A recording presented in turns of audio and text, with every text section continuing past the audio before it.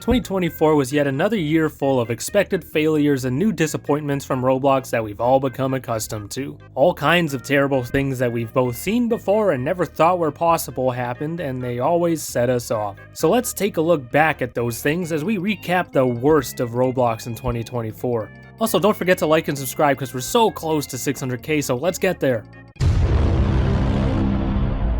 Roblox players were met with an unthinkable travesty in January when Roblox began raising the prices of everything thanks to their new dynamic price floor. It started off with just a couple of UGC accessory types becoming pricier before Roblox went crazy and started changing the floors of everything, including their own items. In February, the dynamic price floors fully released and began changing prices on a daily basis to match current market conditions, or something goofy like that. These seemingly fictitious market conditions have basically given Roblox an excuse to raise the prices of everything, and they're doing just that. While Roblox does often drop the floors, it doesn't really matter since we've seen a gradual increase of nearly every price floor since its release. Roblox has sadly kinda made Robux inflation a thing with this pointless update that seems to exist solely so Roblox can make more money.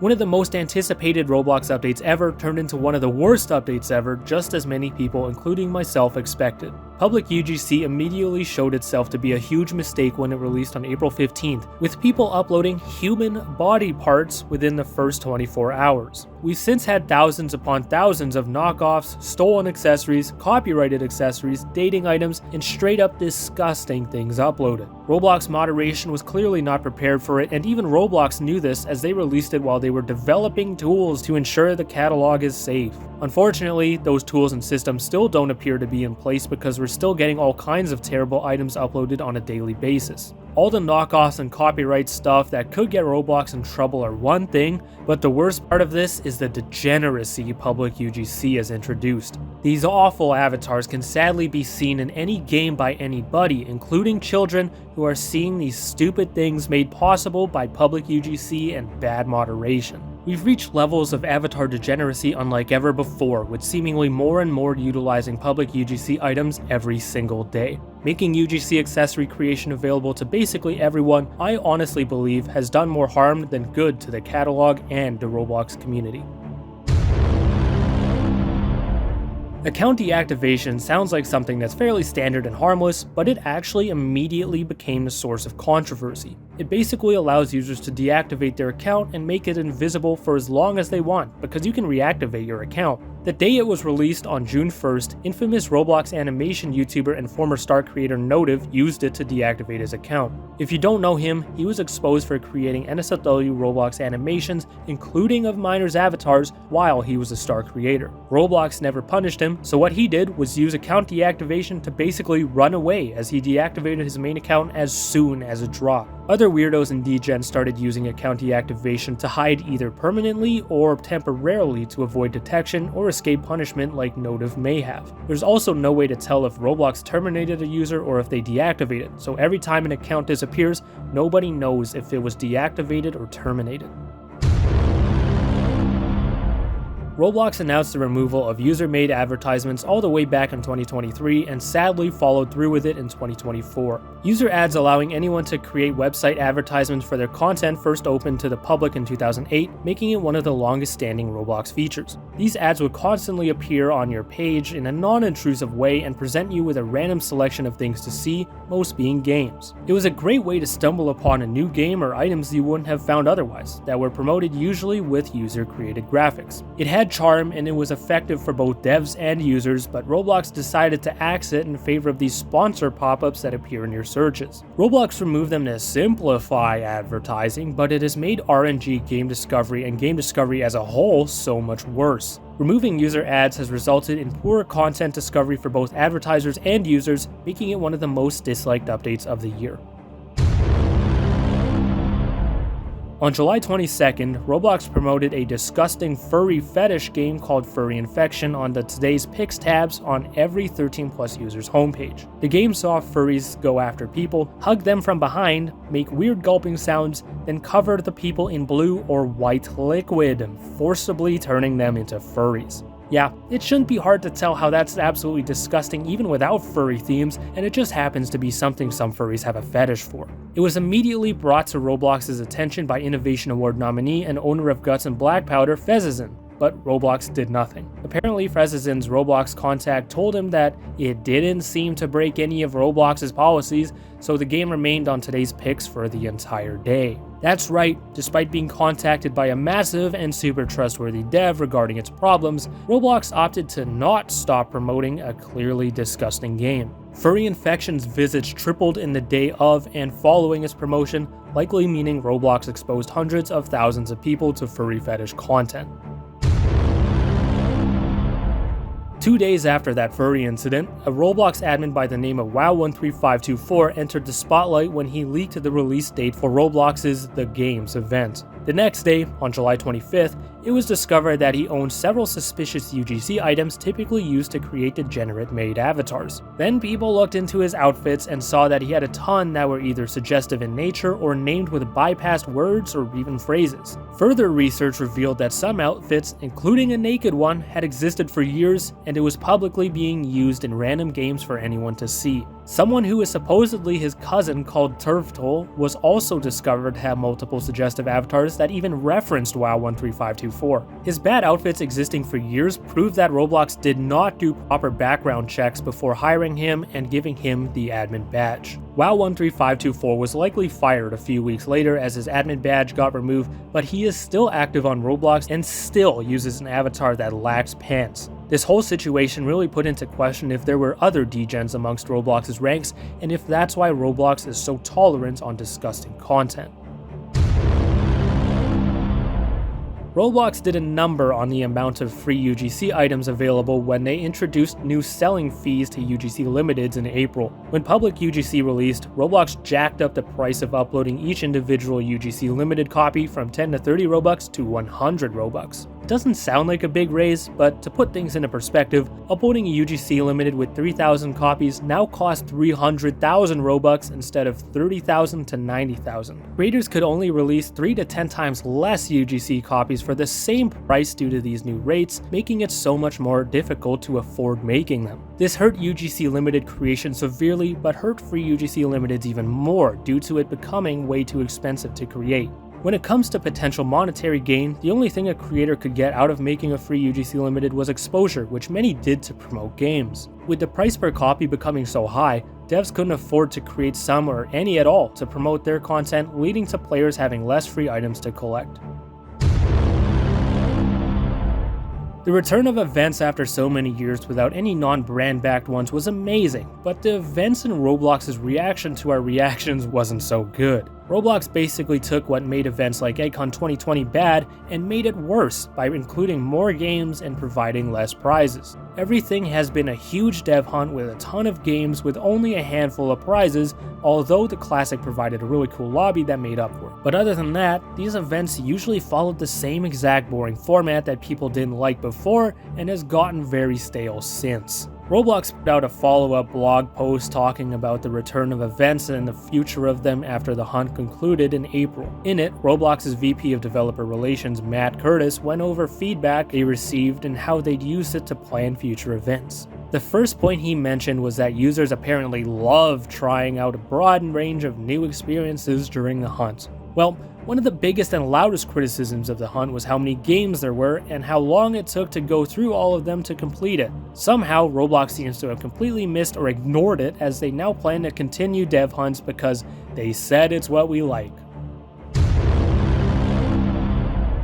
The hunt was so bad that it deserves its own place on this list. It was supposed to be a costume contest where you took pics of your avatar and participated in games using the capture feature, and voted on other costumes. Instead, what people did was take screenshots of anything, such as NPCs, due to captures being allowed to capture anything, and people began voting for those. NPCs and profile pic accessories became the highest voted entries due to most people not pouring money into making an avatar for each theme. Roblox then began messing up the prizes by not giving all eligible players the prizes they deserved, or by giving the wrong prizes. And then there was the boss battle, perhaps the most anticlimactic and overall worst boss battle in the history of not just Roblox, but gaming as a whole. You literally didn't need any playtime to unlock it, as the event unlocked all the pieces supposedly required to reach it for you. Then, once you got there, you'd fight the legendary Headless Horseman by dressing up random Arthro default models with layered clothes. That horrible idea that was likely done to promote layered clothes ended up being worse than it sounds because it was boring and extremely glitchy. The Headless Horseman also couldn't kill you, so you could go AFK while everyone else tried to fight it and still get your reward once it was done.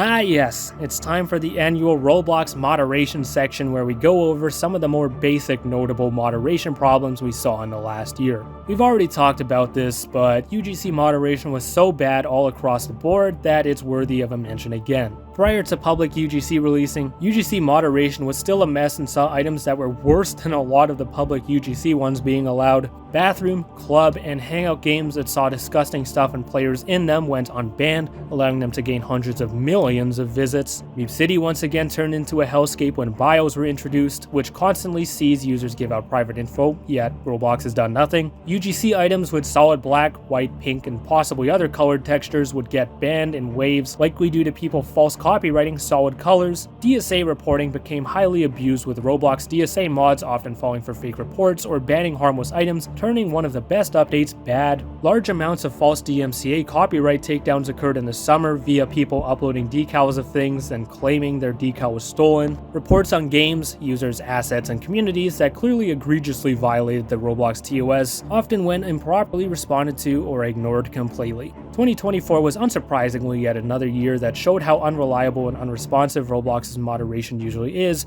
but on a much larger scale. Things got so bad that Roblox was banned in Turkey by their government, with players there being more mad at Roblox for bad moderation than anyone else. A larger issue with Roblox moderation arose with the Modesty layer bans that negatively affected a ton of popular UGC bundles, their creators, and their wearers. Roblox began mass banning UGC bundles and sometimes even their creators during the middle of the year due to this Modesty layer rule to prevent naked avatars. What's weird is that Roblox already had a Modesty layer for 2D clothes for over a decade that got removed when you put 2D clothes on. Although 2D clothes are compatible with UGC bundles, Roblox opted not to make the 2D clothing Modesty layer compatible with them. Instead, creators were forced into adding solid color bars on top of select body areas that cover any 2D clothes, often creating a diaper-like look. Bundles and devs started getting banned multiple times a day due to having no Modesty layer or having one that supposedly wasn't modest enough. Despite having the ability to allow 2D Modesty layers on UGC bundles, Roblox chose to make 2D clothes look terrible on them while often banning them and their creators. In some cases, bundles that weren't even required to have a Modesty layer based on Roblox's own guidelines were deleted. Roblox award shows have always been controversial, but Roblox's 2024 Innovation Awards were more chaotic than any other. We saw the typical issues return with new quirks, while also being met with never-before-seen problems that turned an already weird show mad. For the first time ever, large amounts of devs started buying votes by promising rewards if their games won their categories. The developers of the strongest battlegrounds were amongst those promising rewards, although they quickly backtracked and changed their promises. Then there was the confusing voting system that had people voting for things based on popularity because that's what Roblox awarded you for. At least they were supposed to reward you, because some people were either unable to claim their rewards or were able to claim more than they should have. The nominees always caused debates, but we saw some super bizarre ones this year, like 2 of the 4 nominees for Best Original UGC being banned. 2 of the 4 Best UGC Creator nominees hadn't uploaded anything in well over a year, and another had recently been unfairly banned by Roblox. All of the People's Choice nominees weren't actually chosen by the community, but by whichever Roblox staff chose the rest of the nominees. The award show happened, wasn't anything notable, and quickly got overshadowed by September, leading to all of this being quickly forgotten.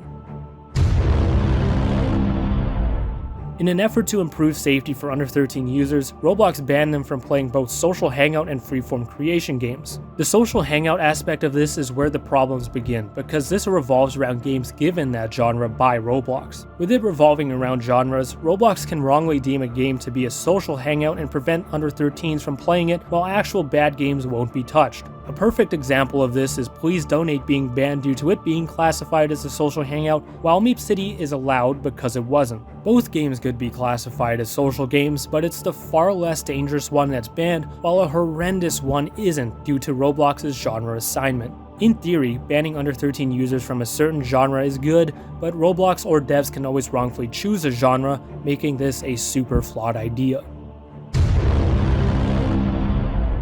Roblox and Discord partnered up to create a little Discord quest late in the year that wasn't anything notable, but it showed a huge issue with Roblox. Roblox and Discord doing this meant higher-up employees from both companies would have been talking to each other extensively. Despite that, neither party seemed to have brought up the extreme issue of Roblox condo servers soliciting condo games, degeneracy, and even illegal activity. There are numerous condo servers with over 50,000 members, yet seemingly nothing was said by Roblox or Discord to get them taken down. They had the perfect opportunity to begin action that would have destroyed most of the condo scene through nuking their wastelands, but didn't. Roblox didn't, and sadly still hasn't taken necessary action to get Discord to take down condo servers, but they needlessly got together to create a quest.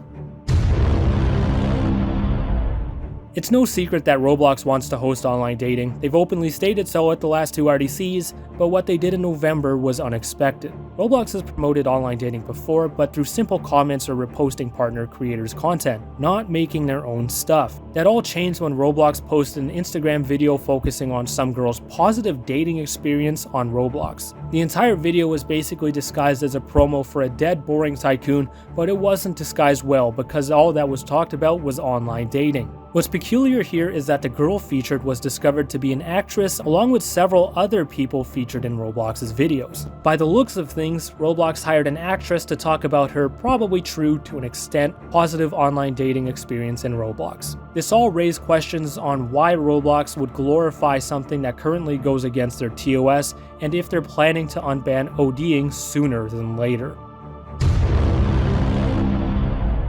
A mysterious ban wave involving AI moderation targeting what it thought was bypassed items and their uploaders happened on December 30th. In one example, a UGC creator was terminated for their shark suit item after AI moderation somehow deemed it a bypass of Roblox's systems. The most insane example was the official Adidas account being terminated, which, although it's unconfirmed, was 99% done by AI considering it's a brand account. Even a Roblox made and uploaded toy code item got deleted, showing this system literally had no limits to what or who it could delete. Somewhere around 800 innocent items were deleted, with their creators often getting banned or terminated due to Roblox's faulty AI moderation system.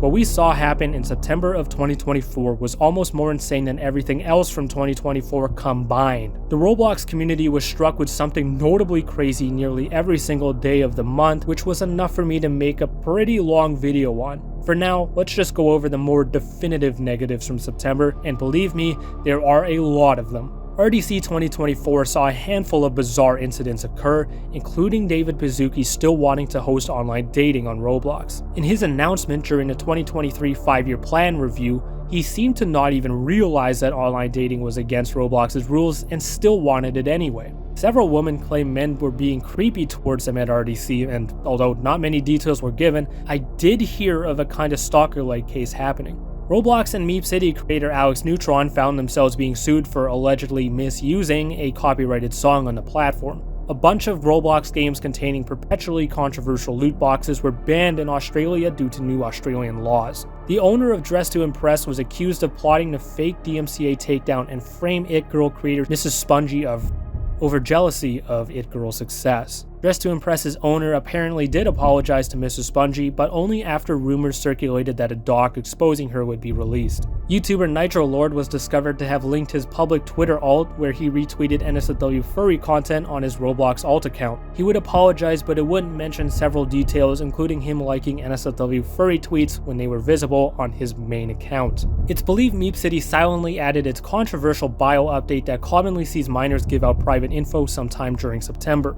then owner of the new Doomspire Brick Battle and Temple of Brick Battle, G-Fink was outed for dating a 16-year-old while he was 24. Him and the unknown girl were in a committed relationship and wanted to have a family, according to him back in September. He would basically be exiled by his own community and give ownership to a different dev before his account would be deleted, likely under his own control. UI designer The Great Alexander / Image Labels was found to be in jail for alleged felony conspiracy and providing alcohol to someone under 21. His Roblox account would be terminated shortly after, and his victim began receiving proper support while he awaited his potential life sentence. Multi-Crew Tank Combat 4 owner Mockmish would express a liking for potential illegal anime art and supposedly wanting to lower the age of consent to 12. Toytail Roleplay owner Giant Milk Dud was accused of predatory behavior and liking potentially illegal anime art, apparently for the second time. His account would be deleted, with this termination presumed to be one done by Roblox rather than a self-account deletion. Small developer Oni-chan11 would become the first Roblox predator arrested in real life via the efforts of the To Catch a Robloxian team. The strongest Battlegrounds YouTuber Lobby would be called out for numerous incidents, including allegations of real life of a minor. In a call, he seemingly admitted to it, then once that was made public, he claimed he was going to respond before taking a break and disappearing. And then there was the biggest story of the year and one of the largest disturbances in Roblox community history, the exposal of Koofy. Koofy was a faceless, voiceless meme channel that got over 2 million subscribers and 300 million views since his channel was opened in 2021. It was revealed by a former friend of his by the name of KakaV420 that Koofy was secretly a disgraced former Roblox YouTuber called COWCOW'S. In August 2021, COWCOW'S was exposed for having illegal interactions with a 15-year-old while he was 20 in 2020 and dating a 14-year-old while he was 18 in 2018. He would fully admit to everything before his channel got deleted, Roblox terminated his account, and kicked him out of the STAR program. Unbeknownst to almost anyone, he would quietly return as an editor, then became a super successful YouTuber again under the Koofy name. Shockingly, it's believed there were YouTubers who did know of his return but chose to keep his identity hidden and help him make a comeback. This exposal blew up unlike any other, reaching all corners of the Roblox community and leading to everyone knowing who was behind Koofy. Koofy/COWCOW'S has not been heard from publicly since, and it's currently unknown what he's doing or if he secretly returned with help again. And that concludes the 2024 edition of The Worst of Roblox. Unfortunately, I didn't have time to include everything, so some stuff definitely got omitted or forgotten, so feel free to discuss what I missed below. Thank you all for watching another long annual rewind, and please don't forget to comment, like, and subscribe down below.